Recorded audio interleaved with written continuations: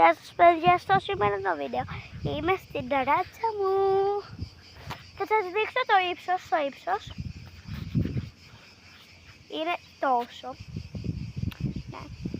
Όπως βλέπετε εκεί στα σκαλιά κάθονται οι γάτες μου, η γάτα μου,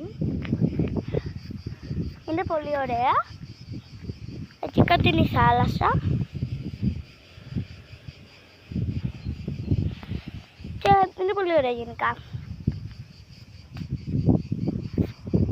Εγώ είμαι εδώ, στην σκιά μου. Δεν είναι άλλη σκιά μου σκιά. Εν τω μεταξύ τη σκιά φαίνομαι τεράστια. Είναι αρέσκει μου πιτέρες από το Minecraft. Δεν έχουν ανέβει κάτι.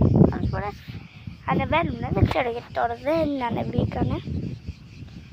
Είναι πολύ ωραία. Θα φύγω να σας δείχνω τέλος πάντων. Ο ουρανός, νάτος. Από και ήλιος, νάτος, το δεν μου ζουν. Έτσι είναι κανονικά ο ήλιος.